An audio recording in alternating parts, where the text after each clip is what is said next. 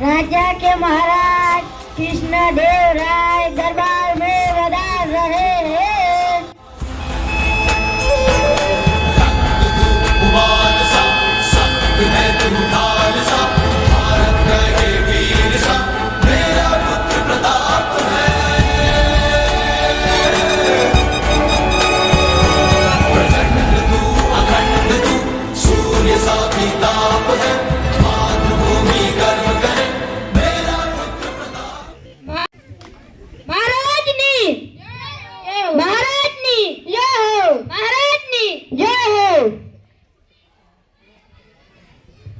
મારા મંત્રીઓ ક્યાં છે?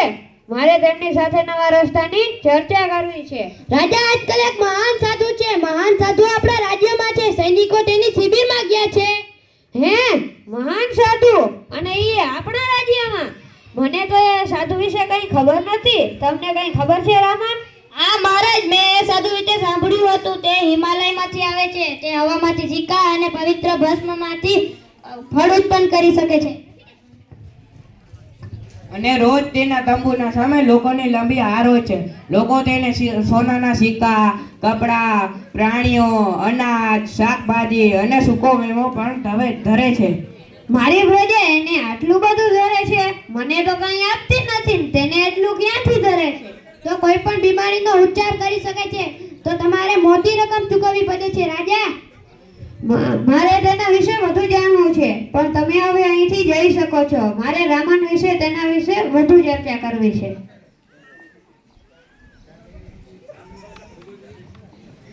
રામન, તમને શું લાગે છે? એ સાચો સાધુ છે? સાચા સાધુ કદી પણ તેમની સેવા માટે પૈસા નથી લેતા. હા મહારાજ, મને પણ કંઈક અનુચિત લાગે છે. તો હવે તમે તેની શિબિરમાં જઈ તેના વિશે વધુ શોધી કાઢો. ચોક્કસ મહારાજ.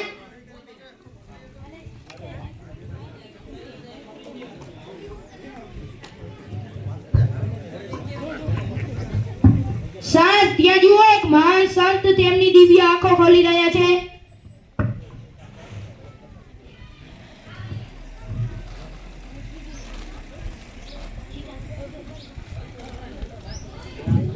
સાધુજી, આ ચોખાનો કોથળો સ્વીકારો અને મને કહો કે હું ધનવાન કેવી રીતે બની શકું. મારા પ્રિય બાળક, મને તારી ભેટ ખૂબ જ પસંદ આવી. હવે ચિંતા ના કરીશ, હું તને ચોક્કસ ધનવાન બનાવીને. વાહ, 1 મહિનાની ખીચડીનો મેળ પડી ગયો મહારાજ. સાધુજી, હું કેટલો નસીબદાર છું. મહેરબાની કરીને મને કહો કે મારે શું કરવું પડશે. અટાણે તો મારે પૂજા માટે ખાલી 2 સોનાના સિક્કાની જ જરૂર છે. બરાબર છે, હું તમને 2 સોનાના સિક્કા આપું છું.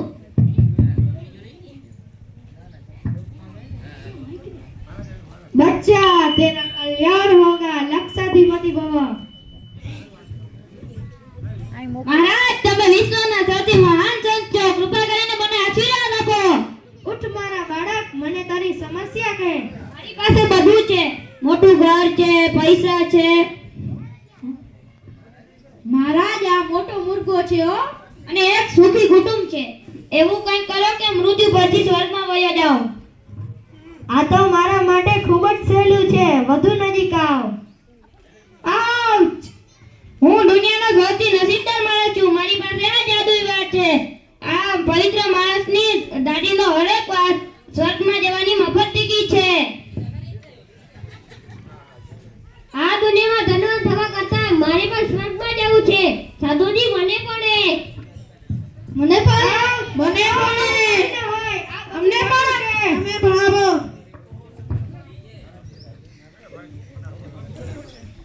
આ સાધુનું સત્ય છે. તે તમને ધનવાન બનાવતો નથી, તમને તમારા પૈસા લૂંટે છે. સાચી વાત છે, સાચી વાત છે, સાચી વાત છે. ઓ મારા 2 સોનાના સિક્કા, ચિંતા નહીં કરશો. તેને મહારાજના સૈનિક પકડવા ગયા છે. હાલો દરબારમાં.